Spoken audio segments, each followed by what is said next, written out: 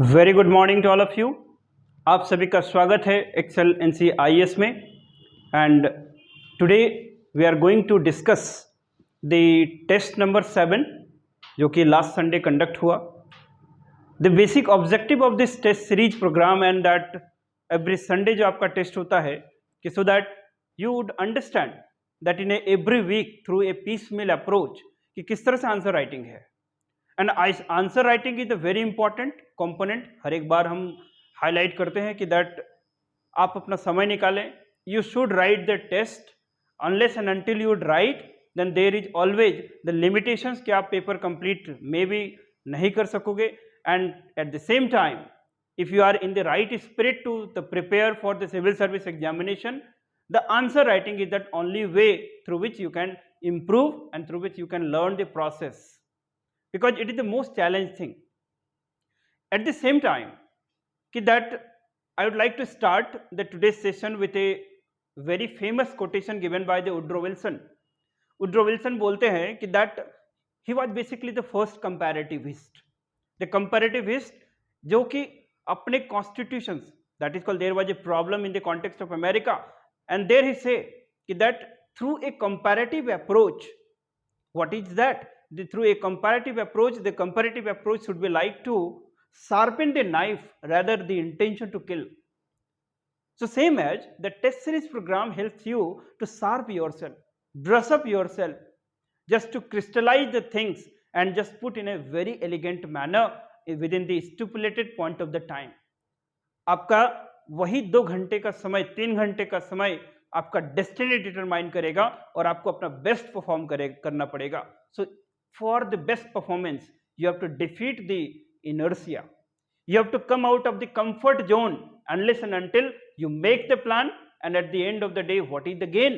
At the end of the day you would realize कि आपके सिर्फ प्लान ही बने.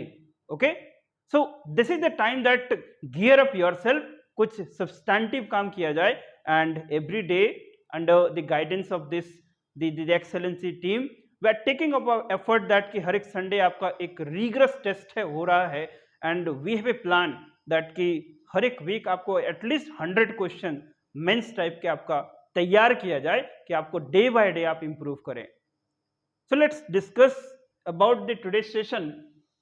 एंड आज का जो सेशन है इसमें हमारे पास बेसिकली टेस्ट नंबर 10 तक हमारा मॉड्यूलर चलेगा. सो ये टोटल 10 क्वेश्चंस थे एंड जिसको 4 सेक्शंस में डिवाइड किया गया है, that is called history, geography, the public administration governance, and जो section D that is the essay. essay basically voluntarily यहाँ पर दिया जाता है कि that everyone must attempt the essay because essay is the time and essay is a platform through which अपने आप hidden potential को explore कर सकते हैं. So what I say always for the JPSC civil services examination, what is that only key? It is the writing skill. In a different context you should be able and you shall be able just to dig out and just to explore, क्योंकि यहाँ पर ऐसा option नहीं है आपके पास कि that कि आप कुछ भी लिख सकते हैं, because always what I remind कि there is a limitations with the words. You have to write in a very what is called you can call enriched way, right? And that will come through your rigorous practice. So that is only mantra: read, revise and write. ठीक है. And the mains answer writing, and this mains program, it is the very core of this excellency IAS, and here you will just grow under the day by day through the writing practices and writing programs. So first of all कुछ questions हम लोग देख लेते हैं and उस questions के बाद आज इसको हम लोग डिस्कस करेंगे कि क्या बेसिक कंपोनेंट्स होने चाहिए. कि कुछ लोग बोल रहे थे कि दैट सर मॉडल आंसर्स मिलता है क्या.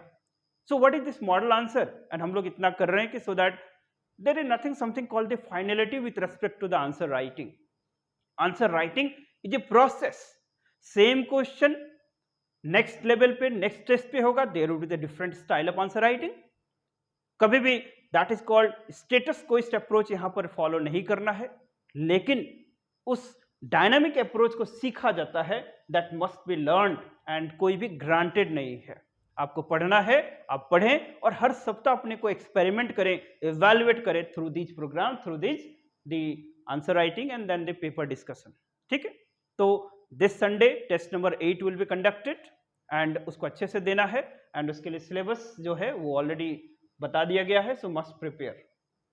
सो this is the paper and this is the test number 7. इसका पीडीएफ आप कांटेक्ट करके आप मिल सकता है and you can download that one. So this is the section A and the questions are the Chol Empire was established around 850 AD and reached its glory during the Raja Raja Chol and the Rajendra Chol. Okay, explain the administrative system of the Chola Empire, giving the special emphasis on its village administration. This is 20 marker question.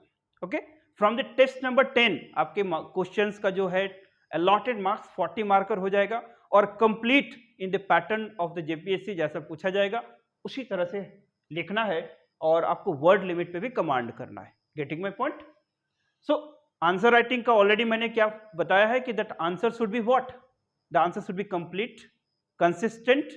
Okay, now second question क्या है कि इसमें explain briefly about the metal architecture during the ancient history in the context of India. Metal architecture बताना है ancient history के context में. और जो थर्ड क्वेश्चन है कि that is called explain briefly about the Barhut Stup and the Sanchi Stup and also explain about Lomas Rishi Cave and Ajanta Cave. ठीक है, तो history and art and culture के questions थे और इसकी discuss करेंगे कि आपने क्या लिखा है और क्या लिखा जा सकता है. Now let's take the section B and in the section B you have the questions like कि that explain the following terms, the developmental administration and second is anti-developmentalism. Okay, this is the question. Now next question is explain about the administrative system available at the central and state level responsible for rural development. Explain the role of the DRDA and highlight the reasons for its failure. ये question था. After the 3 decades of its journey, still the Panchayati Raj institutions are suffering from bureaucratic control and ineffectiveness. यहाँ पर ineffectiveness होगा, right?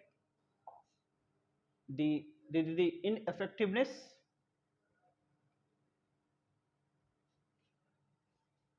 Okay. यहाँ पर आप लोग ineffectiveness लिख लेंगे. Okay.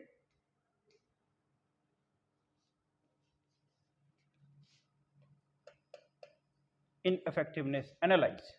ओके, तो ये आपके क्वेश्चंस हैं. तो कुछ हम लोग आंसर्स या मॉडल आंसर की तरह इसको चर्चा को आगे बढ़ाएंगे एंड देन फिर geography and then that section D that is on the that is called SA. So let's begin from the questions, that is history के ही क्वेश्चन से हम लोग शुरू करते हैं कि if you talk about Chola empire और चोल एडमिनिस्ट्रेशन, तो चोल एम्पायर के बारे में सब लोग जानते हो कि दैट कि हिस्ट्री में आपको हमेशा पढ़ना है. तो किस तरह से तैयार करेंगे, दैट मैंने एक चीज बताया है कि that what should be the approach. The first of all you must read about what, you must read about history. को कैसे आप लोग तैयार करेंगे हिस्ट्री? तो फर्स्ट ऑफ ऑल जो कंपोनेंट होगा you must read about what, the that is called chronology. Chronology. Second about the administration. Third is about the culture plus politico plus social plus economic aspect of that empire. And the fourth component जो होगा वो क्या होगा? Fourth component आपका that is called cultural aspect. यहाँ पर specifically the art and culture. So in this way you prepare your syllabus. That first of all a basic chronology. Here you do not read about the war. Okay, remove the war that is there. कुछ important wars हैं जो empire buildings के लिए important थे, उसको अलग से तैयार कर लेना है. So whenever you read and prepare your history, first of all develop a chronology that is called basic timelines.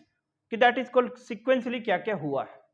Then after that is called administration and culture and then art and culture जो कि आपका जो that is called sculpture, metal architecture, temple architecture, literature, ये सब बातें हैं, इसको आप तैयार करेंगे. तो ये जेनरिक अप्रोच है.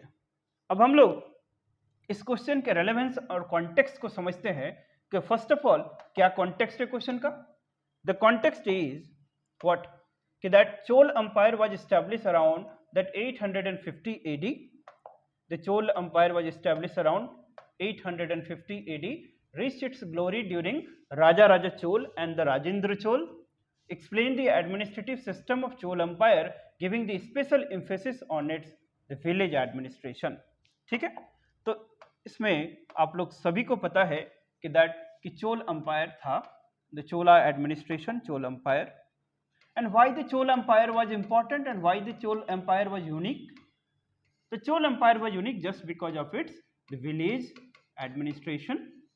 The village administration, ठीक है, तो विलेज एडमिनिस्ट्रेशन पे स्पेशल फोकस था कि दैट कि during that time the Chola administration में the village it was the basic unit of governance. In the village level there were that कुछ समिति थे, कुछ जैसे कि उर सभा नगरम, इसकी चर्चा हम लोग किए हैं ऑलरेडी लाइव सेशन में. So you have to write about the Ur sabha nagaram. What that is, you have to write about the Ur sabha and नगरम. उर सभा, then you have to write about nagaram. Apart from this ur sabha nagaram एक component होगा. Then you have to write about what that is called nattar.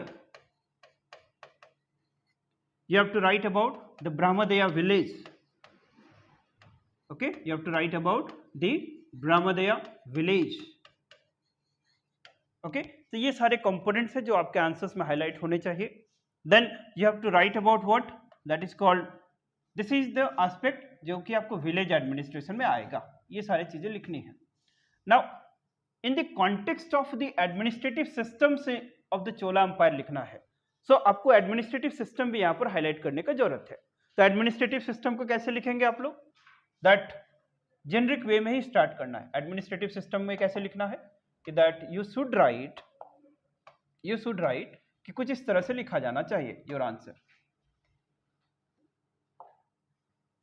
कि first of all this is the first component में you must give a introduction. And introduction बहुत simple होना चाहिए. Introductions के लिए 3 points होते हैं. The introduction should not be detailed, rather this should be what is called complete. Introduction should not be detailed, should not be detailed. Introduction should not be detailed, but should be complete. Should be complete. ये याद रखना है, right? Introduction should be generic. It should be about the torch bearer कि आपने अपने body part में क्या आप लिखने जा रहे हो, right? So how you should start that. You should start that the prosperity and the successful of any of the empire was due to its the resilience and due to its the efficient governance system or efficient administrative system. So in the past there was evolving systems what we have witnessed in the different context and during the different empire, and one such example we have noticed in the context of Chola empires. The empire flourished around that is called 9th century, and this empire reached its glory under the reign of Raja Raja Chol and the Rajendra Chol. The empire reached to its zenith not only in terms of its territorial extent, rather in terms of its the important and that efficient administrative system. This empire was unique because of its the village functioning, the functioning of the village unit as an institutions of the self-government. There was the less interference of the central government with the village administration, the village unit of administration. The empire, the central government acts as a supervisory role, and that is called what is called the village units act as an institutions of the self government through their own machinery. In this way you should write. At the same time, the extent of the empire reached its glory due to its the very prominent and that strong navy. So it was the Chola empire and the navy that is called naval administration, it was hallmark to the success of the Chola Empire. आप कुछ उसका territorial extent को लिख सकते हैं कि that how the under the Raja Raja Chola the upper part of the Sri Lanka comes under the influence and under the patronage of what that is called the Raja Raja Chol, and similarly when that he was succeeded by his son that is called Rajendra Chol, the entire the islands in that Indian Oceans and Arab Sagar, or you can say Arab Sea, it comes under the what called reign of the Chol administration. So Chol Empire that not only brought a political stability, rather a political extent as well as territorial extent. The empire reached from the extent of the empire can be witnessed, and the influence of the empire can be witnessed that to the southern banks of the Ganga and entire that is what called Indian Ocean islands. So इस तरह से आप लिखेंगे अपने introductions को. So फिर अपने body part में सारी चीज को हाईलाइट करेंगे ना. डायरेक्टली एडमिनिस्ट्रेटिव सिस्टम पे फोकस करना है.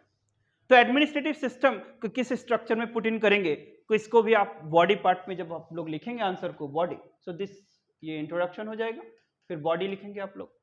सो बॉडी में क्या लिखना है कि that it was during the reign of the Raja Raja Chola and Rajendra Chola, specific mention किया है तो उसके कॉन्टेक्स्ट में लिखेंगे. So specifically during the reign of the Raja Raja Chola and Rajendra Chola the evolutions of the administrative system was taken place, and we can witness the efficient management, efficient functioning of the administrative system through the certain that is called the division of the powers and authority based on the principle of subsidiarity. क्या मैंने बोला कि that what is the principle of subsidiarity? यहाँ पर एक principle क्या बोला, the principle of subsidiarity. Principle of subsidiarity. Principle of subsidiarity क्या होता है, कोई जानता है प्रिंसिपल ऑफ सब्सिडियरिटी? यदि कोई जानता है तो कमेंट करके बताइए. What is the principle of subsidiarity? The principle of subsidiarity means होता है the right, powers, authority and responsibility should be allocated and should be assigned to the right positions. जैसे कुछ नेशनल इशूज होते हैं तो उनके लिए कौन अकाउंटेबल कॉम्पिटेंट होता है, नेशनल गवर्नमेंट. देयर आर कुछ स्टेट इशूज, प्रोविंशियल इशूज होते हैं जो रीजनल होते हैं, उनके लिए स्टेट गवर्नमेंट ज़्यादा एफिशिएंट है. लोकल इशूज हैं लाइक द पंचायत लेवल पे उनको एम्पावर किया जाता है, दैट इज कॉल्ड PRI, तो वहाँ पर अच्छे से वो मैनेज होगा. Right. So the right functions, the right authority, right responsibility, right powers are allocated proportionally to the same position. इसको सिंपल वर्ड में ऐसे बोलेंगे कि अथॉरिटी एंड पावर जिस जगह चाहिए उसको उसी प्रोपोर्शनेट अथॉरिटी एंड पावर को एलोकेट किया जाए. This principle is called principle of subsidiarity. So in the Chola Empire you can witness the principle of subsidiarity, and on the basis of the principle of subsidiarity the entire administrative system had been evolved. This administrative system is evolved through that is called central government, then the state government, then that is called local government. आप लोग थोड़ा सा इसको उसके terms में लिखेंगे, और जो लोग नहीं समझ पा रहे हैं, हमारा लाइव सेशन जो ऑलरेडी हुआ है administrative systems of the different empires, जिसमें हम लोग एंशियंट हिस्ट्री में हमने क्या है मौर्यन एम्पायर कवर किया हुआ है ऑलरेडी, देन हमने कुषाण कवर किया हुआ है, चोलास कवर किया हुआ है, आप उसको देखें, हर्षवर्धन कवर किया हुआ है, तो आप लोग वहां पर देख के समझ सकते हैं कि how particularly in the context of this Chola empire क्या बोला जाता था, दैट इज कॉल्ड नाडु, वला नाडु, इस तरह से डिफाइन किया जाता था. नाउ जब हम लोग इस तरह से जेनरिक स्टेटमेंट लिखेंगे, आपका ये क्वेश्चन कितने मार्क्स का है, इसको भी ध्यान रखना है कि दैट इज 20 मार्क्स, है ना. Total marks allocated for this question is 20. So what you have to write? You have to write around the 400 to 500 words. Okay? जब टेस्ट नंबर 10 के बाद आपका 40 मार्क हो जाएगा तो आपका वर्ड लिमिट थोड़ा और इंक्रीज होगा, अराउंड 800 to 900 वर्ड्स इसमें लिखना है. तो अराउंड 400 to 500 वर्ड्स, इसका मतलब ऑन एन एवरेज आपको 4 to 5 पेजेज लिखने हैं. ठीक. तो इंट्रोडक्शन आपका 1 पेज का अराउंड होगा, 2 से 2.5 पेज आप लोग बॉडी लिखेंगे, और इस बॉडी में फिर लोकल एडमिनिस्ट्रेशन जो आपका स्पेशल फोकस है ऑन द विलेज एडमिनिस्ट्रेशन, फिर विलेज एडमिनिस्ट्रेशन को अराउंड विलेज एडमिनिस्ट्रेशन को एक्सप्लेन करेंगे। तो विलेज एडमिनिस्ट्रेशन ऑलरेडी बता दिया मैंने कि that is divided into what, that is called ऊर, सभा, नगरम, ब्राह्मदीय विलेज, नत्तर, है ना। जो कि ब्राह्मदीय विलेज होता था उसका जो जुडिशियल यूनिट था उसको क्या बोलते थे, नत्तर, राइट। तो इस तरह से आप अपने आंसर्स को लिखेंगे, बॉडी में प्रेजेंट करेंगे। Then last part would be conclusion. तो कंक्लूजन में क्या लिखेंगे कि दैट कि there were that many of the empire that we try to provide the political stability to the Indian subcontinent, and one such empire was the Chola Empire, and during this time that India witnessed that not only in terms of its territorial glory, rather also in terms of the political stability and that cultural prosperity. In not only in terms of administration the system was evolved, rather it was also reflected it through their the development in terms of its art and culture. फिर आप उसको explain करेंगे कि किस तरह से तंजौर में मंदिर वगैरह बनाए गए, वो किस तरह से यूनिक थे। एक पूरा रेंडिशंस है कि किस तरह से पल्लव आर्किटेक्चर का जो एक थेसिस है, दैट इज कॉल्ड एक ट्रेजरी है, उस थाती को आगे चोल एडमिनिस्ट्रेशन में भी रेप्लिकेट किया गया, उसको कंटिन्यू किया गया। तो आप लोग इसको लिख सकेंगे। यहाँ पर बॉडी में एक चीज और छूट गया कि थोड़ा आर्ट एंड कल्चर को भी ऐड कर देना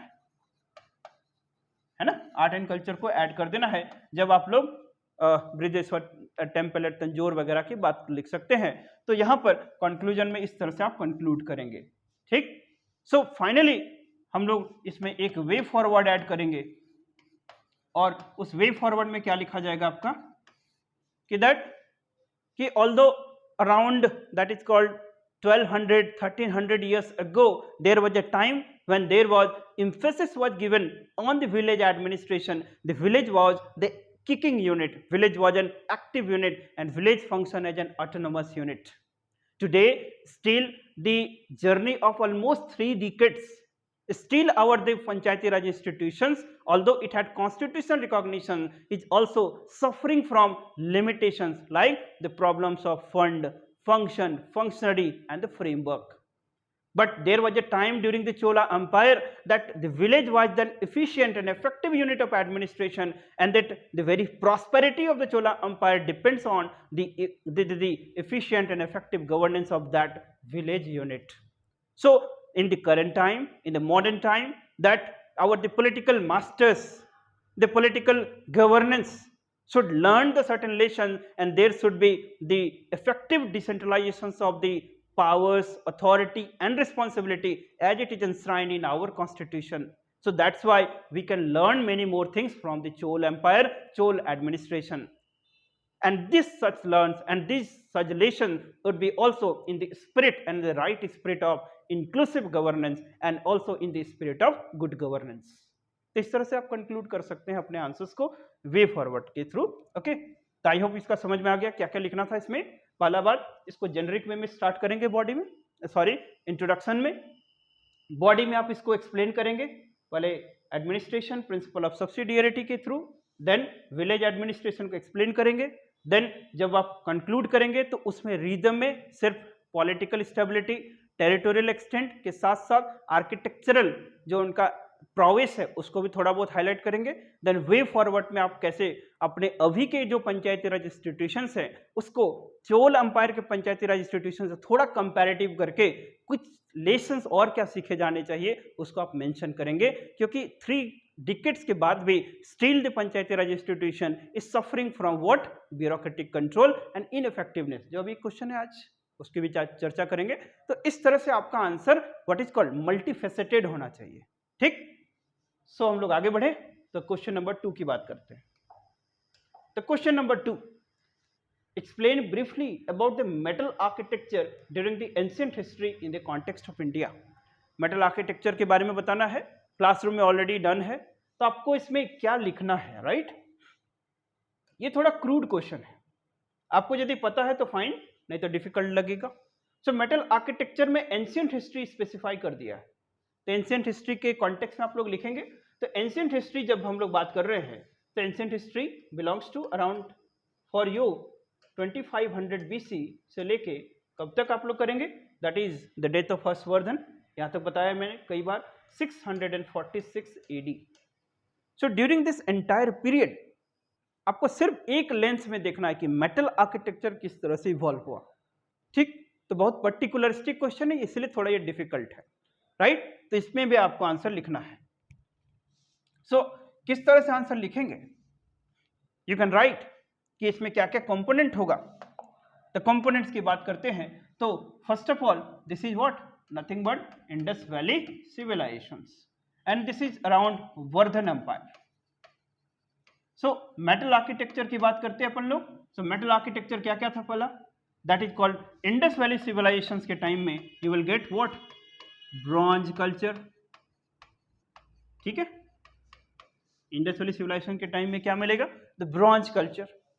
दूसरा component you can get, that is called lost and wax techniques, lost and wax techniques, ठीक, इसको आप लोग लिखेंगे। देन फिर उसमें द डांसिंग गर्ल्स है ना, that you can write the different types of, that is called dancing girls मिला है वहां पर, द चेरियट्स मिले हैं, वो सब आप मेटल आर्किटेक्चर में पुट करेंगे। देन फिर फास्ट फॉरवर्ड, यहां से आप आगे बढ़ेंगे, then you reach to the Mauryan empire. So क्या मौर्यन एम्पायर के समय में मेटल आर्किटेक्चर था, सो उसकी चर्चा करना है आपको। देन मेटल मुगल मौर्यन के बाद फिर आप कहां पहुंचेंगे, दैट इज कॉल्ड गुप्ता, ठीक। सो गुप्ता एम्पायर के टाइम में क्या मेटल आर्किटेक्चर था, उसके आप लोग को चर्चा करना है। Then in between the Kushan empire, ठीक, तो कुषाण एम्पायर, उसमें मेटल आर्किटेक्चर की चर्चा करनी है कि ठीक, कि किस तरह से ये जो Gandhara school and Mathura school ये इंस्पायर करता है ना, कि metal statue of the Buddhas वगैरह को डेवलप करने के लिए, राइट। वो काफी चर्चा में डिटेल है आर्ट एंड कल्चर के नोट्स में, जो लोग आप लोग नहीं पढ़े हैं they must go and read, classroom में काफी इसको अच्छे से डिक्टेट किया गया है। सो आपके कंटेंट क्या क्या होने चाहिए, ये सारे आपके कंटेंट होंगे। Then you have to write कि दैट कि this is the metal architecture, and इस मेटल में आप लोग साउथ इंडिया फिर जाएंगे तो साउथ इंडिया में कुछ इंपॉर्टेंट चीज जो कि you can refer here, that is called talanama technique, talanama technique, इसको आप लोग मेंशन करना है। Then what is called murti puja tradition, murti puja tradition, ठीक। तो murti puja tradition, talanama techniques, okay. तो ये सारी चीजें आपके कंटेंट होगा बॉडी पार्ट में, ठीक है। तो इसको लिखना है, लेकिन इसको आंसर कैसे लिखेंगे, इसका एक अप्रोच होगा। First of all you should write the introduction. ये मैं हमेशा बोलता हूं कि इंट्रोडक्शन आपका मिरर होता है कि आप बॉडी में क्या लिखने जा रहे हैं। सो इंट्रोडक्शन अच्छे से लिखना है, and for the introduction what you have to keep, you have to be right in a spirit that it should not be detailed, rather it should be complete, and it should be introductory, okay, that what actually are going to mirror in the body part. So how you should start, one of the generic way that you could write for this particular question is that art and culture is basically the renditions, or you can call the antithesis to the hallmark, the development and the prosperity of an empire. The metal architecture is one such component of this, the renditions and the tradition in which in the different empire under the patronage of the different emperors it has been flourished, it has been evolved. We can notice the continuum of the development right from the Indus Valley civilizations till the Pushyabhuti dynasty, that is called the Vardhan Empire. The Indus Valley civilization was a prosperous civilization just because of its advancement in terms of its lost and wax techniques. There was the bronze culture, which was very peculiar, very unique and very different from the contemporary culture, which was marked through what copper culture. This traditions has been evolved and it had been improvise in the different point of the times. तो यहाँ पर आप लोग एक और चीज mention कर सकते हैं बॉडी पार्ट में ही, जिसको हम लोग बोल रहे हैं कॉइनेज, ठीक है। कॉइनेज को भी आप लोग यहाँ पर बता सकते हो। कॉइनेज की पूरी हिस्ट्री मैंने बताया है कि that is called during Indus valley civilisation, what was that, Pashupati seals. Then फिर क्या आया वैदिक काल में, that is called Satamana and Krishmana, right. फिर लेटर वैदिक काल में कुछ और एडेड होते चले गए। मौर्यन एम्पायर में punch mark silver coins, then different different times में कुशांस में गोल्ड कॉइन्स, गुप्तास में गोल्ड कॉइन्स, फिर सिल्वर कॉइन्स, फिर पूरा मीडिएवल का मैंने बताया है कि किस तरह से अभी तक हम लोग जो कॉइनेज का हिस्ट्री है, यदि कॉइन से पूछा जाए तो आपको पूरे सीक्वेंस में लिखना है। तो मेटल है तो वहां पर वो लिख सकते हैं सब चीजों को, राइट। तो ये आपको इंट्रोडक्शंस हो जाएगा, ठीक। इंट्रोडक्शंस को आप रिफ्लेक्ट करेंगे, देन बॉडी पार्ट मैंने कंटेंट डिस्कस कर ही दिया। फिर कंक्लूड कैसे करेंगे इसको, that is called art and culture is basically the chapters through which one can learn and then learn the many more things. Art and culture reflects the true picture to the society and that it resembles to the prosperity, glory and that materialistic advancement in the different point of the time. The art and culture not only be that is called reflected through its the materialistic development, but also it link it to the advancement in terms of its technology, right. So the art and culture had been evolved, and it had been evolved through a long span of the time, that is ranging from the Indus Valley civilizations to that of that is called the Vardhan Empire. It is a continuum process, and it had been also continued in the medieval era, and still the things are going on. So materialistic prosperity is basically linked through the development of the technology, and since change is inevitable, improvisations always leads to the better and better perfections. So art and culture had been evolved, and it had been evolved in the different point and the different during the different point of the time. इस तरह से लिखेंगे, way forward की बात है। थोड़ा आप लोग सिविल सर्विसेज के लिए एस्पिरेंट है, तो यहाँ पर थोड़ा आप कंजर्वेशंस की बात भी कर लेंगे, ठीक है। कंजर्वेशंस की बात करेंगे, ठीक, because it is also one of the fundamental duties. तो यहाँ पर ड्यूटीज के थोड़ा एस्पेक्ट को मेंशन कर सकते हैं। डीपीएसपी थोड़ा सा मेंशन करेंगे, that is called article number what, article number that is called 49। ये डीपीएसपी की मेंशन करेंगे to protect our what monuments. तो ये सब चीजें माने ट्रेडिशन को प्रोटेक्ट करना है, राइट। सो ये आपका second part of the question का आंसर है। आई होप इससे ज़्यादा जानकारी लेना है, then you must join the classroom programme and everything would be detailed in a very comprehensive, और उसको काफ़ी अच्छे से हम लोग क्लास में कवर किए हैं। अब हम लोग थर्ड क्वेश्चन की ओर बात करते हैं। The third question is explain briefly about the Bharhut and Sanchi stupa. ये दोनों का नाम सुने हो। The stupa architecture, okay, the stupa are linked with what, relics जो होते थे बुद्धा के, उसको रखा जाता था। सो स्तूप विहार, ये दो चीज है। चैत्य विहार की बात करेंगे हम लोग, तो यहां पर आप लोग ऑलरेडी सुने होंगे, दैट इज कॉल्ड व्हाट। जब बुद्धिस्ट आर्किटेक्चर की बात करेंगे, so what we have, that is called the stupa, that is called chaitya vihara and stupa, ठीक है। सो मैं यदि क्वेश्चन पूछूं कि इट वाज द बारहुत स्तूप, जहां से स्तूप कल्चर या ट्रेडिशन शुरू होता है, it was a wrong statement, ठीक है, उसके पहले से आ रहा है।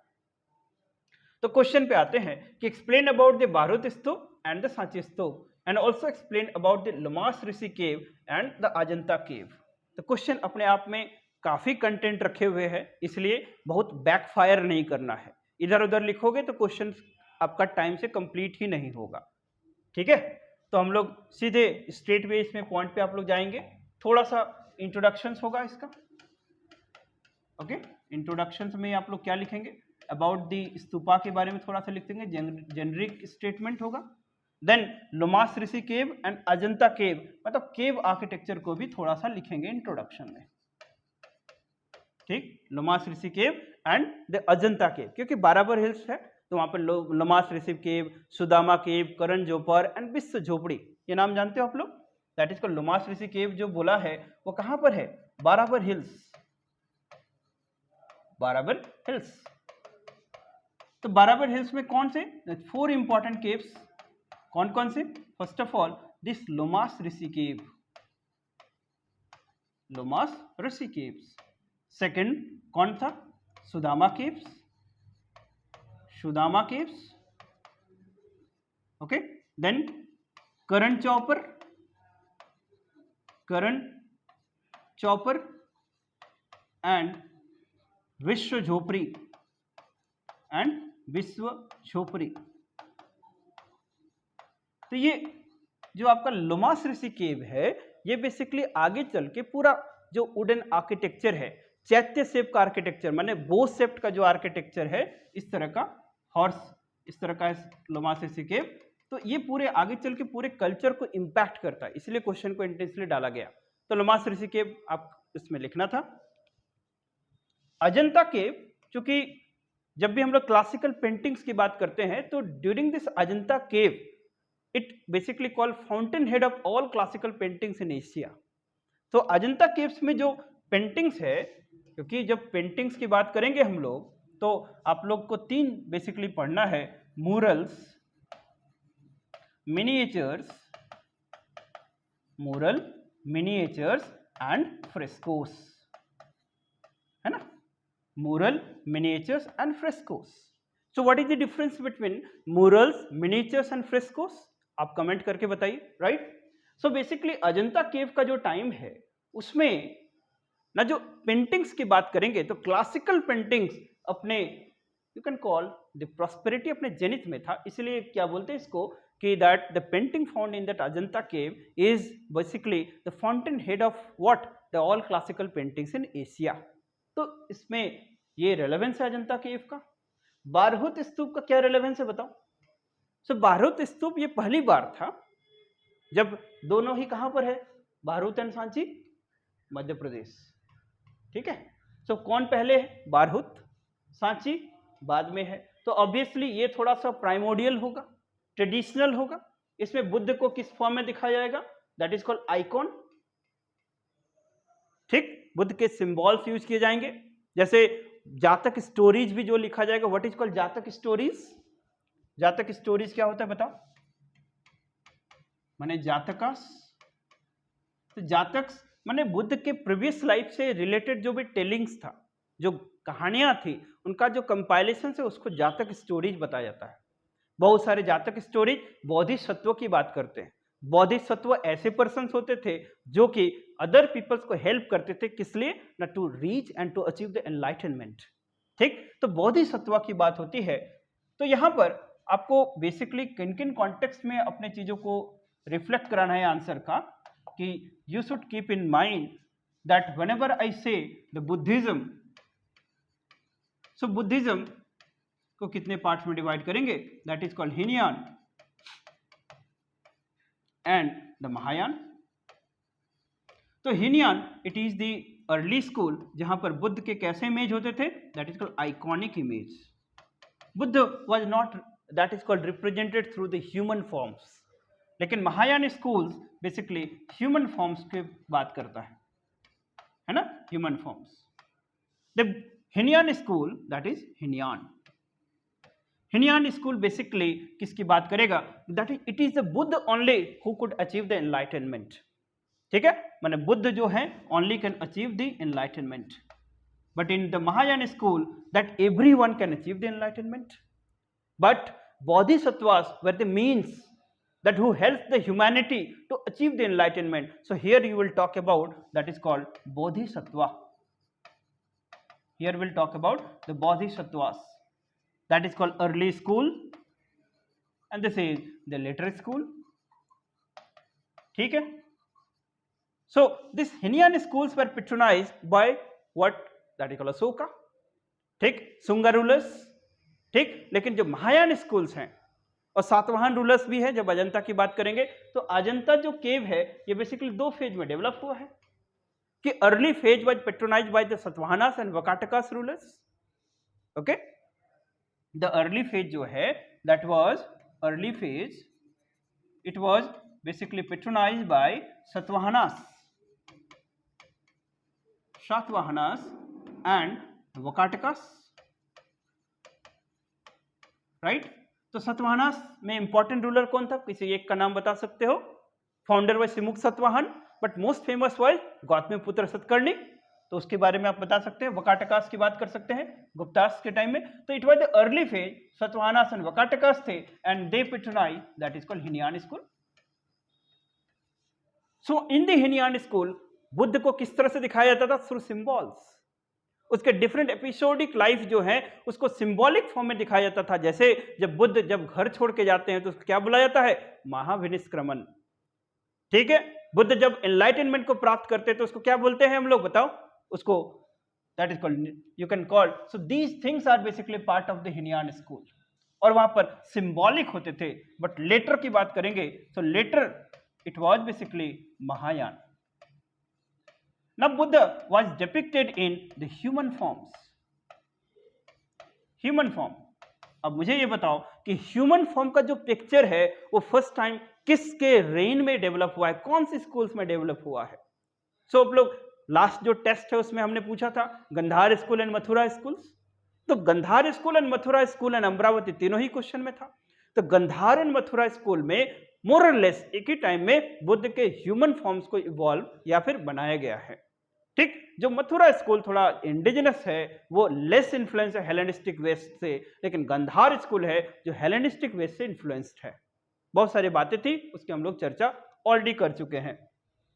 तो यहां पर अब इस क्वेश्चंस का डायमेंशन समझ में आ गया। बहुत ही बड़ा क्वेश्चन है। एक तो सांची स्तूप है, बारूद स्तूप है, अजंता केव है, देन लोमास ऋषि केव है। तो आपका वर्ड लिमिट एक्सीड करेगा। तो यहां पर इस क्वेश्चंस के लिए बहुत ज्यादा समय नहीं बांधना है, राइट? इसमें स्ट्रेट पे आप उतर जाएंगे, थोड़ा सा ब्रीफ इंट्रोडक्शन, बॉडी पार्ट पे बहुत सारे कंटेंट है, एंड देन कंक्लूड करेंगे, वे फॉरवर्ड लिखेंगे और आगे खत्म, राइट? तो ये आपका आंसर होगा। और इसका what should be the way, what should be the structure? The structure should include number 1 that is introduction,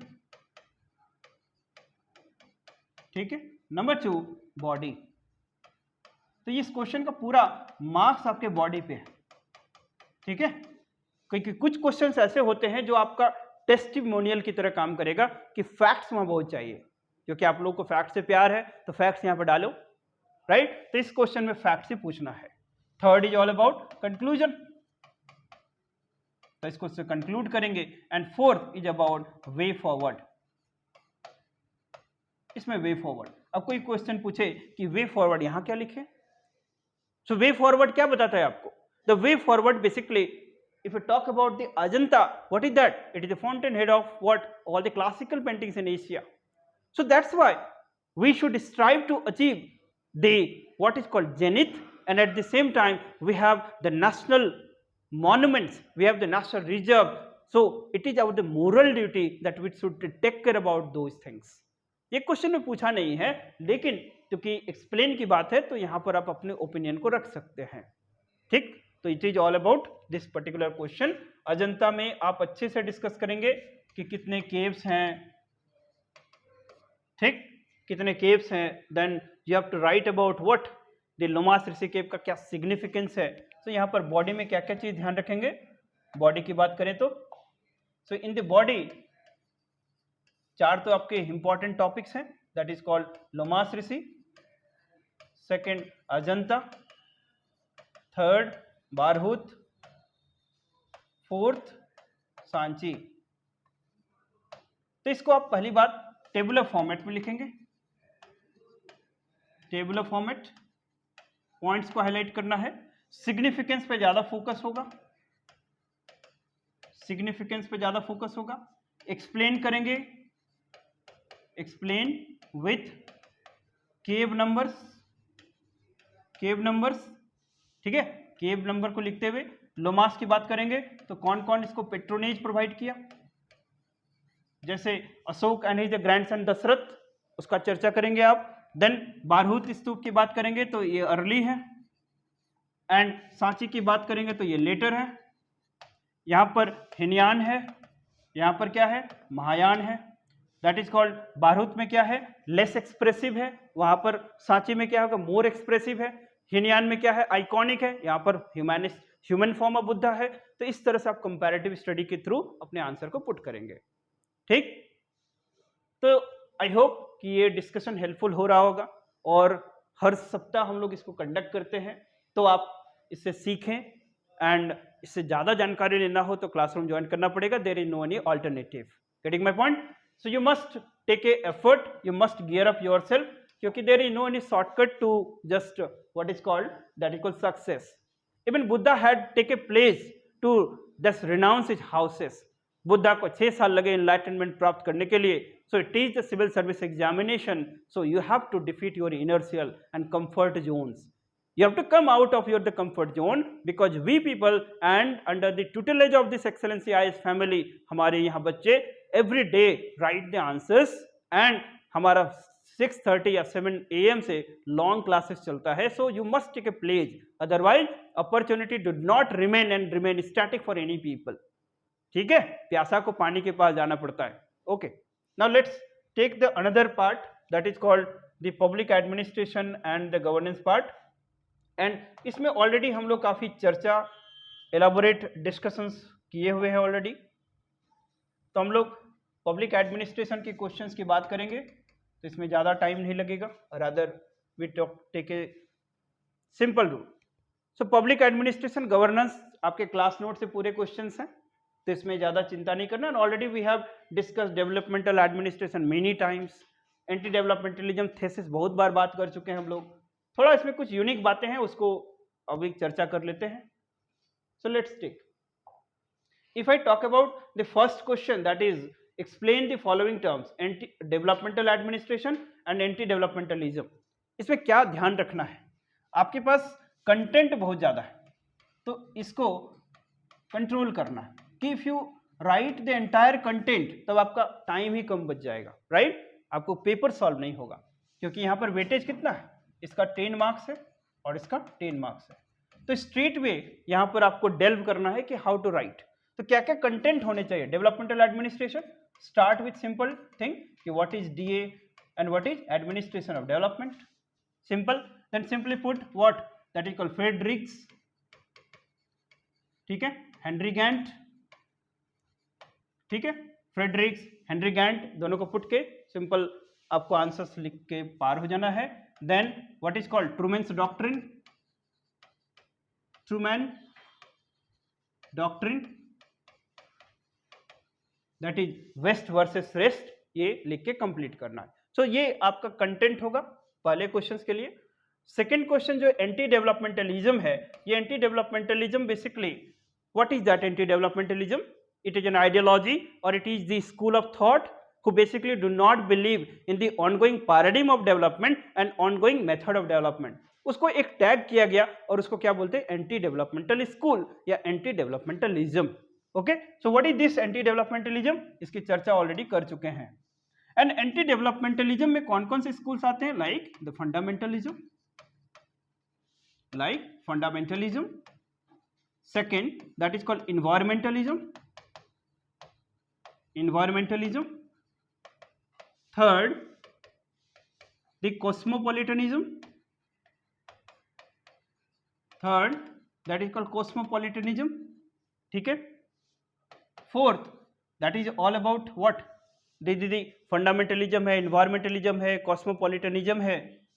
Then women empowerment.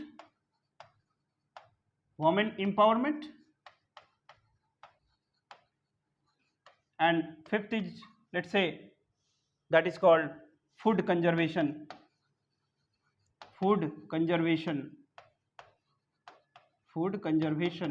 movement.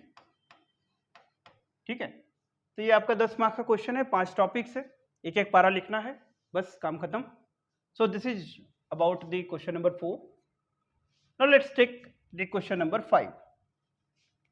तो question number 5, this is explain about the administrative system available at the central government and state level responsible for the rural development, and explain the role of DRDA and highlight the reasons for its failure.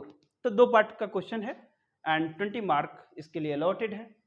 So DRDA, rural development, Panchayati Raj institution, ये सब आपके तैयार होने चाहिए. And what I already given the formula how you prepare the units. You must prepare under the broad concept of the rural development.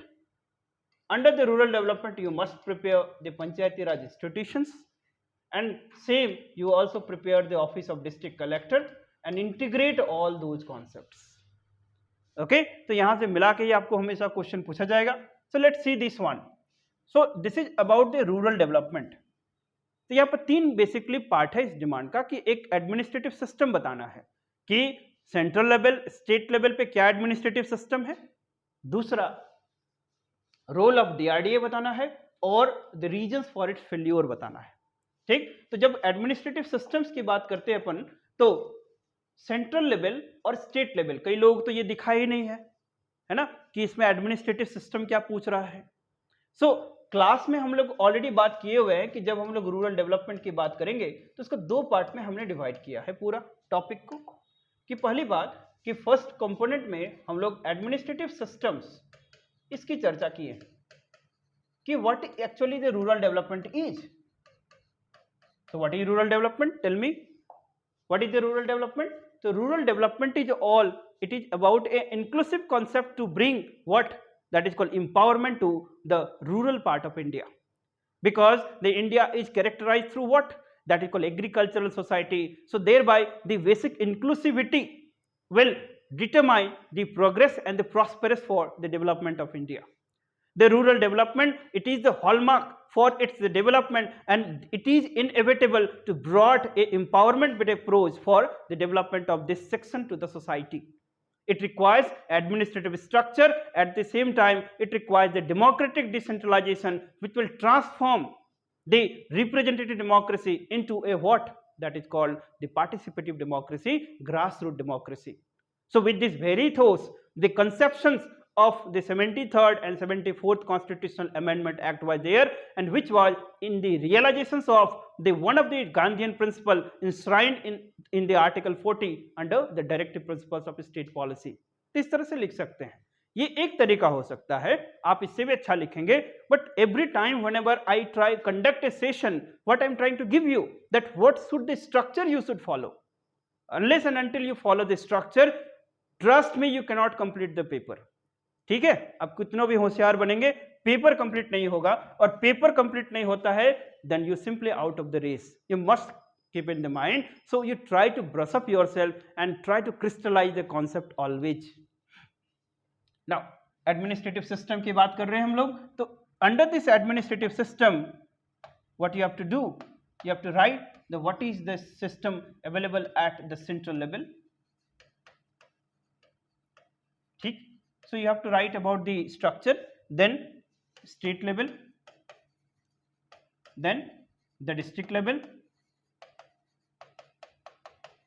then block level, then you have to write at the village level. so ये पूरा structure है, इसको आपको highlight करना था. ठीक है, पंचायती Raj institution highlight नहीं करना था, इसमें एडमिनिस्ट्रेटिव सिस्टम्स हाईलाइट करना था सिर्फ. ओके, तो सेकेंड पार्ट क्या बताया मैंने इसको कि पीआरआई. सो पीआरआई का इंटायर इवोल्यूशंस डिफरेंट फेजेज में कि हाउ 1959 से 65, 65 से 77, 92 ऑनवर्ड्स, ये पूरा जो चार्ट है आपका ऐसे लिखना था. ठीक है, स्टैग्नेशन, डिक्लाइन, फिर उस चीज को एक्सप्लेन करना था. देन ये पार्ट जो है इसको नहीं पूछा गया इस क्वेश्चन में, इस पार्ट का फोकस सिर्फ ये है. Right, so you have to write about the administrative structure only. तो ये लिखना था इसमें. दूसरा पार्ट है DRDA and reasons for its failure. ठीक है, तो डीआरडीए क्या था बताओ, डिस्ट्रिक्ट रूरल डेवलपमेंट अथॉरिटी. ना जब हम लोग historical evolutions of this system की बात कर रहे थे तो एक क्रिएट किया गया था जब whenever the IRDP programme was started during 1980, integrated rural development programme. So under this integrated rural development programme there must be an authority, and just to provide a nodal agency, that was the DRDA. और DRDA बहुत ही अच्छा initiative था, ambitious initiative था. इसमें representation of the bureaucracy था, representation of your the popular ministers थे, the local representations थे, popular ministers plus local representations. But what was the biggest problem, the very informal character, very lackadaisical approach of its member. Meetings में शामिल नहीं होते थे, इसके policies अच्छे से इंप्लीमेंट नहीं हो पाते थे, डिसीजन में कंसेंसस नहीं था. तो you have to write the reasons for its failure. So what were the reasons, first of all that is called inconsistent meetings.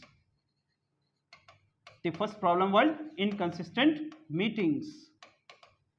Second problem was lackadaisical approach, lackadaisical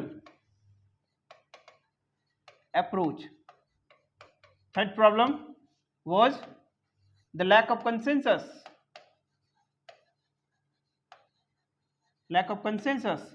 fourth problem, lack of representation, मतलब जब धीरे धीरे capturing हो गया, only the elite people represent to this organization, this institution, so lack of representation. Fifth, the problem of funding, तो ये सारे problems आपको रीजन्स लिखने थे और बस एक्सप्लेन करना था. So these were the reasons for its what failure. Many of the state DRDA were brought under the overall control of जिला परिषद. ठीक है, so it means politicization of the institutions. Okay, undue interference by the political masters. So these were the reasons for the failure of this institution, that is DRDA. तो ये very simple question था. Scoring question है, क्योंकि मेरे जो भी student हो PRI, district collector, इन सब चीज़ों में बहुत अच्छे से फोड़ना है. Getting my point? Because these are you can call the bonus points.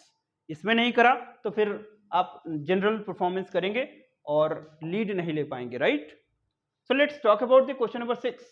What is the question number 6? After the 3 decades of its journey, still PRI is suffering from the bureaucratic control and that effectiveness analyze. Right? तो ये बहुत ही अच्छा question है, इसकी चर्चा अभी first question में भी किए थे. तो मेनली इसमें क्या आपको डिस्कस करना है कि 73rd constitutional amendment act 1992 that the Panchayati Raj institution become a reality. And उसके बाद अभी तक वी आर, अभी कहाँ हैं हम लोग? अराउंड 2023 में है. तो क्या अभी भी ब्यूरोक्रेटिक इंस्टीट्यूशंस इफेक्टिव इंस्टीट्यूशंस की तरह काम कर रहा है? क्या अभी जिस तरह से कंसेप्ट किया गया था कि as an institution of self government PRI काम कर रहा है? नहीं. तो आपको यहाँ प्रॉब्लम्स बताने होंगे, लिमिटेशंस बताना होगा. सो लिमिटेशंस क्या है बताओ?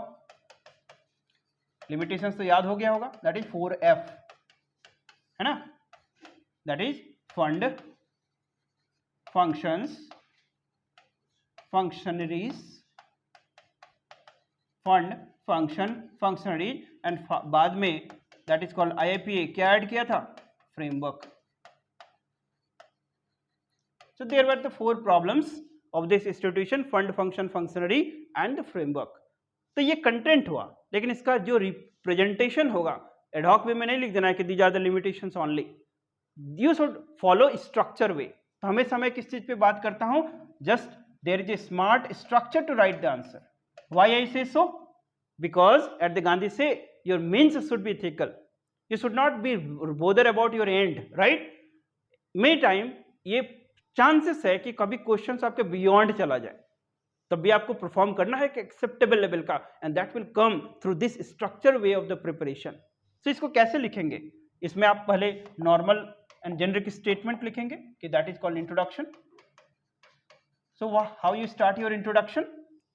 That this is the very one of the ethos of the Indian Constitution and one of the cherished values of the Indian Constitution, what it is enshrined through a non-justiciable right, that is in Article 40 of the Indian Constitution, for the conceptions of the village republics, that state government should endow the such power and authority to the village, that is panchayat, that they should function as an institutions of the local self-government.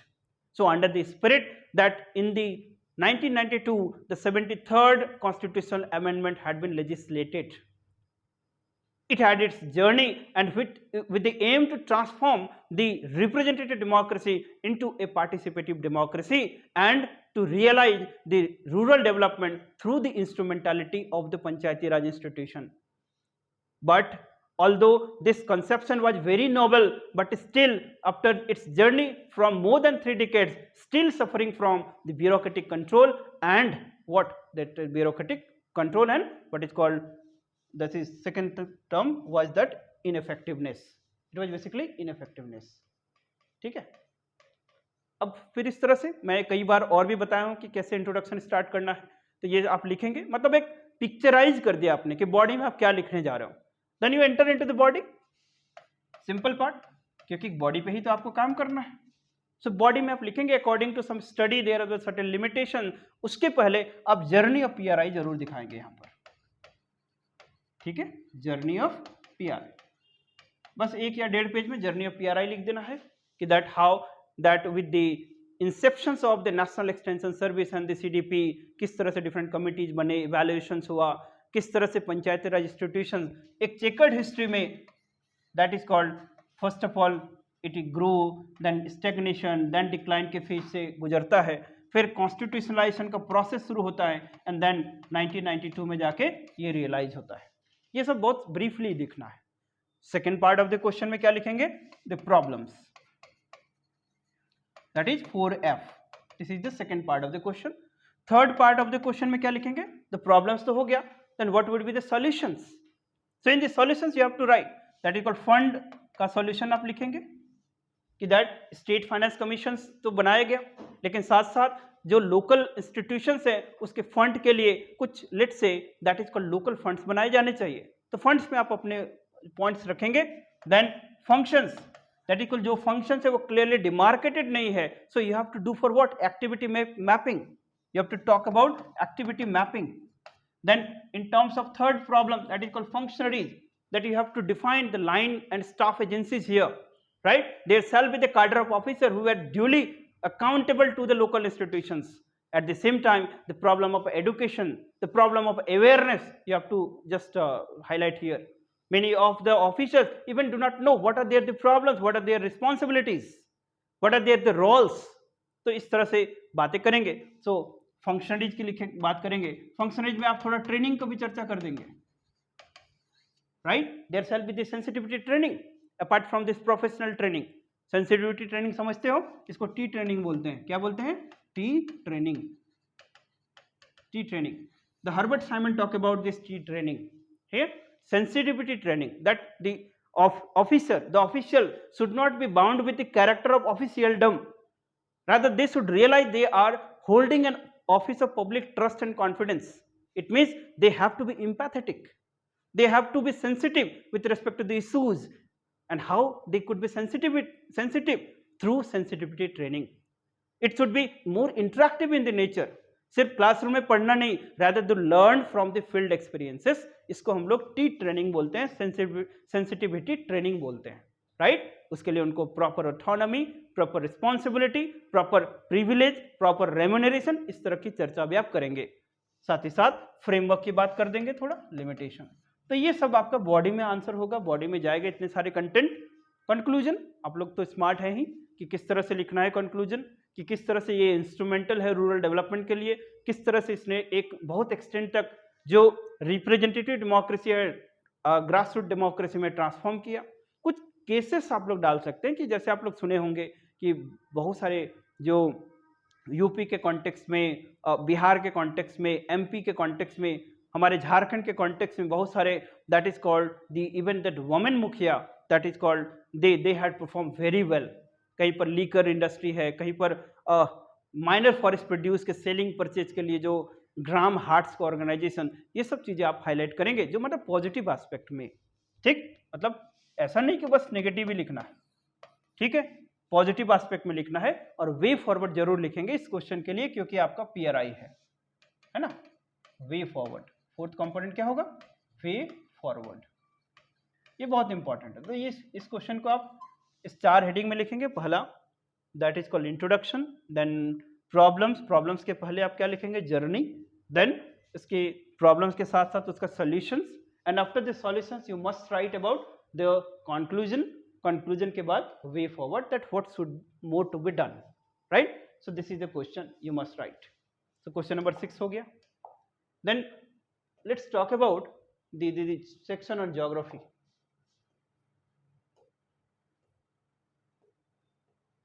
Okay,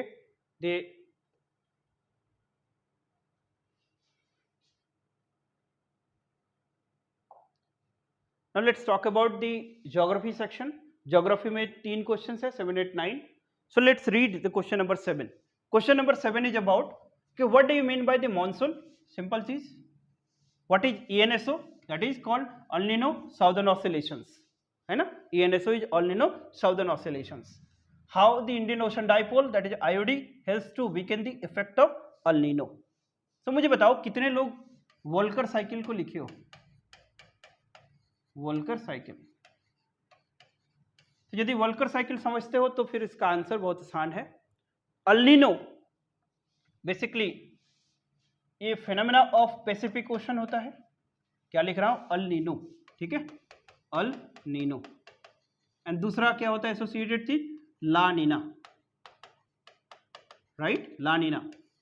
इन दोनों को मिला देते हैं तो क्या हो जाता है, ENSO, El Nino southern oscillations.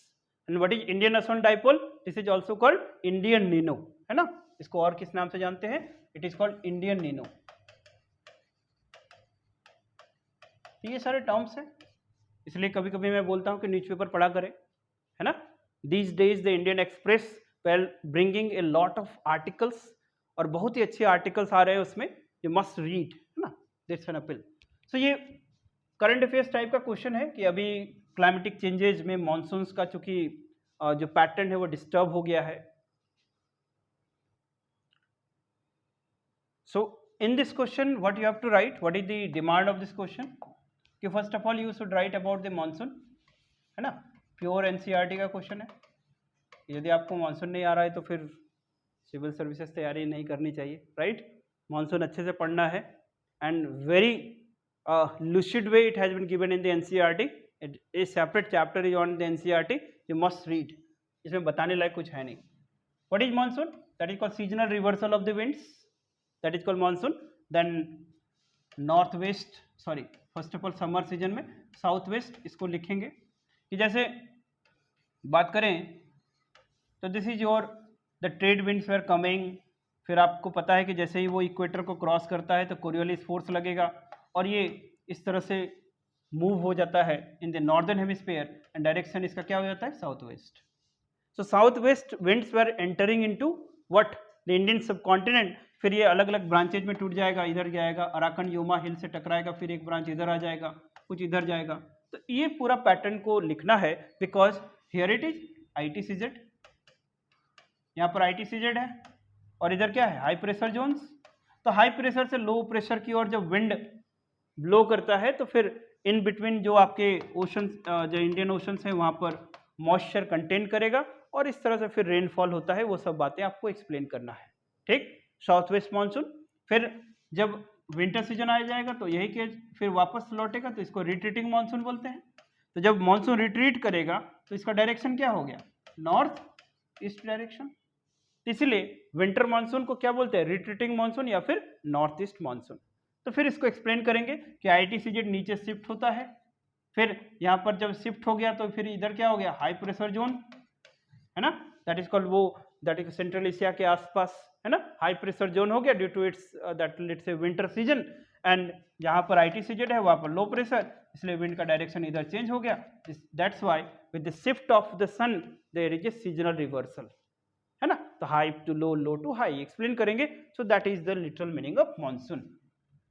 सो मानसून को सिर्फ हम लोग क्लाइमेट के रेस्पेक्ट में ही नहीं बताना है, यहाँ पर एक फिजिकल बैरियर की तरह भी बताना है कि हाउ इट प्रोटेक्ट, ठीक है, from the cold winds from the Siberian regions, okay, कि क्यों नहीं उस चीज़ों को बताया, राइट। तो आप आई होप ENSO को एक्सप्लेन करेंगे, El Nino southern oscillation. El Nino Pacific oceans का फिनोमेना है, you must read the newspaper, otherwise you Google it and you must right. Southern oscillations associated terms हैं। Indian ocean dipole क्या है, Indian ocean dipole को बोला जाता है कि अल नीनो का सोल्यूशन है ना, अल नीनो का सोल्यूशन है। ये बेसिकली थोड़ा एक्सटेंड तक मॉनसून का जो बैड इम्पैक्ट है उसको ठीक करता है। तो इंडियन ओशन डाइपोल यदि डेवलप हो जाए सो पॉसिबली इंडिया में प्रेसिपिटेशन का जो थोड़ा बहुत डेफिसिट है वो कंपेंसेट होगा। तो that is called Indian ocean dipole. If you do not get it you must read, otherwise you contact the institute, क्योंकि यहाँ पर सब नोट्स ऑलरेडी आपको क्लास में कराया गया है, right. What do you mean by earthquake? Second question की बात करेंगे। What do you mean by earthquake? Explain various type of earthquake. Describe the earthquake prone areas in India. Suggest the mitigation measures. 4 part में questions है ना। आपके 20 marks का question है तो 5-5 मार्क्स का होगा। इसको अच्छे से लिखेंगे। क्या क्या लिखेंगे बताओ। You can write here. What is an earthquake? So earthquake is what? How you will define? ज़्यादा से ज़्यादा तक लोग क्या लिखें earthquake में? It is simple tremor, है ना, शेकिंग ऑफ अर्थ। ऐसे स्टेटमेंट नहीं लिखना है, you are not writing any school answer, right. वो सब लिखना है बट वो बॉडी में जाएगा। लेकिन you start with some very smart lines, good line, examiner को लगे हम मजा आ रहा है, right. So you should write, it is your copy, जो उसका इंटरेस्ट आपके कॉपी में लेके आएगा।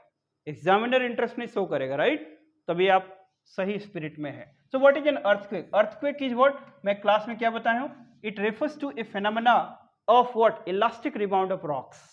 What is that? The elastic rebound of rocks, elastic rebound of rocks. This elastic rebound of the rocks is due to exceeding its seismic limit, or what is called elastic limit of the seismicity, and due to this elastic rebound of the rocks there is generation of the waves, that is transformation from potential energy to kinetic energy. You must start like this generic statement. After this a tremor had been generated and this wave has been traversed both internal the body, inside the body, in terms of the body wave, and it comes to the surface in terms of the what, surface waves. तो फिर body wave और surface wave में इसको describe करेंगे earthquake waves को। तो ये basically introduction है, यहाँ पर एक्सप्लेन नहीं करना है। What I always say, introduction must be introductory, it should not be detailed. ये आप हाईलाइटिंग होना चाहिए कि क्या आप लिखने जा रहे हो। फिर इसमें क्या लिखेंगे, earthquake brought a earthquake is a crisis, or it always leads to the disaster, thereby which the government and at the same time that individuals should take up effort to reduce the vulnerability, and there shall be that administrative system, the response team at the exposure whenever the such indications should come in. There must be sophistication with respect to early warning system and the advancement with respect to technology, and at the very same time there must be awareness with respect to what steps should be taken at the crisis hour. तो इस तरह से आप introduction लिखेंगे। फिर body, फिर आप free हैं, बॉडी में आपके पास जो भी कंटेंट है बहुत अच्छे से लिखना है। You must draw the map, geography में सब लोग गलती करते हैं, मस्ट ड्रॉ द मैप, है ना। तो ये पहला पार्ट आप लोग लिखेंगे। फिर अर्थक्वेक क्या होता है, अर्थक्वेक के कॉज लिखेंगे। इस पार्ट में क्या लिखेंगे, what is earthquake plus earthquake के कॉज, ठीक है। Then second is types. Types में एनसीईआरटी में जो लिया हुआ है उसको आप अच्छे से लिख सकते हैं। How many types, that is called tectonic types, volcanic types, and एक लोग जो कॉज में सब लोग जो मिस किए हैं, that is called radio activism. Radio what, activism. Radio activity is one of the cause for what, that is called plutonic types of earthquake. जो भी आपका क्रस्ट, मेंटल कोर से जो ओरिजिन होता है वह रेडियो एक्टिविज्म बहुत इंपॉर्टेंट कॉज है, और radio activity is one of the cause for earthquakes. So types में क्या क्या लिखेंगे बताओ, टाइप्स में क्या क्या होगा बताओ ना। टाइप्स की बात यदि करेंगे तो first of all the tectonic type, second volcanic type, third what, collapse, fourth collapse के बाद क्या होगा, एक्सप्लोजन, ठीक है, explosion. Fifth what, fifth is about mining, right, collapse इसी में आ गया, माइनिंग में ही। देन आरआईएस, रिजर्वायर इंड्यूस सिस्मिसिटी, है ना, जैसे कोयना डैम, है ना, जैसे मंगला डैम, जैसे टेहरी, ठीक है। कमेंट करके बताइए सारे डैम कहाँ कहाँ है। तो ये आप कहाँ लिखेंगे, द टाइप्स ऑफ अर्थक्वेक में, राइट। देन उसके बाद describe the earthquake prone areas in India. तो इसके लिए एक अर्थक्वेक मैप है, earthquake map, that is called earthquake zonal map, ठीक है। इंडिया को किस तरह से जोन वाइज डिवाइड किया जाता है, तो zone 1 let's say Jammu Kashmir वगैरह, ठीक है, जो हाईएस्ट प्रोबेबिलिटी ऑफ अर्थक्वेक जहाँ पर होगा, जोन 1, जोन 2, जोन 3। तो टेबुलर फॉर्मेट में इसको एक्सप्लेन करेंगे। यदि नहीं मिल रहा है तो मिनिस्ट्री ऑफ अर्थ साइंस से जाके आप इसको डाउनलोड कर सकते हैं, वहाँ पर आपको मिल जाएगा रिपोर्ट में, ठीक है। कहाँ से, ministry of earth science, ministry of earth science इसका वेबसाइट है, वहाँ पर एनुअल रिपोर्ट में जाना, ये मिल जाएगा। फिर आप अर्थक्वेक में जाके खोजना है। Then last part of the question क्या है, सजेस्ट मिटिगेशन मेजर। तो डिजास्टर मैनेजमेंट आपका एक अलग चैप्टर ही है। तो डिजास्टर मैनेजमेंट का ऑब्जेक्टिव क्या है बताओ, डिजास्टर रिस्क रिडक्शन। तो यहाँ पर 2 प्रोटोकॉल्स हैं, कौन कौन सा, दैट इज कॉल्ड ह्यूगो